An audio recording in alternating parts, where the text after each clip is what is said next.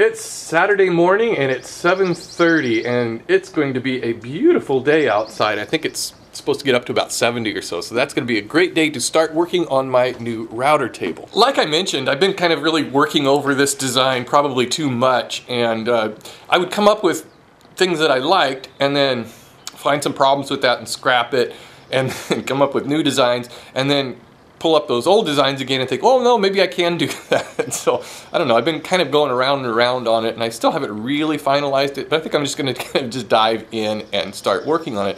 I picked up some melamine, is that how you say it? You know, that smooth white colored particle board stuff. I had to get a whole sheet of it. I wish I could get a smaller piece of it, but I guess I'll use that also for the fence. And I don't know, I'll find other uses for that. Man, that stuff is heavy. That sheet of melamine, man, it's got to be heavier than MDF. I don't know, that was really hard to move around. I've had quite a few people suggest that I use my table saw extensions here and build the router table on there. And I gave that a lot of thought, and while I think that's a great idea, I think making a dedicated stand is probably more practical to a lot of people. A lot more people would rather see that, and plus I think I would rather have a dedicated stand because it allows me to make it a little bigger. I'd like for it to be a little bit higher. It's a little more comfortable for me to work on a higher table, and I could also have some storage in it for bits and some of my other routers and that sort of thing. And one criterion I set for myself on this project was to build it without using my router table, because if you don't already have a router table and need to build one, it kind of doesn't make a lot of sense to have to use the router table to make a router table.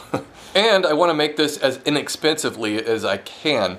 The only thing I decided to splurge on was to buy an aftermarket insert plate, and I decided to go with a Kreg insert plate. I looked at a lot of different ones, and the Kreg really seems to be a pretty nice insert plate. I'm also going to try to make a router lift for it. I'm going to go with that one that is in Shop Notes magazine. They have a shop-made lift in there that looks fairly easy to make. It looks like it's going to take a fair amount of precision to get it to work right, but I'll give it a shot. Well, I've been working on this a while and I've got 4 frames made up. I'm using just frame and panel construction for the sides. And those are working out pretty well. I had to make a new base plate for my router because my rabbiting bit there, the little hole in the base plate that comes with the router, was too small. So I guess they sell other ones, but I just decided to make one. And yeah, I got to use my my little roller stand there. It worked out really well. So I'll keep you posted on the router project.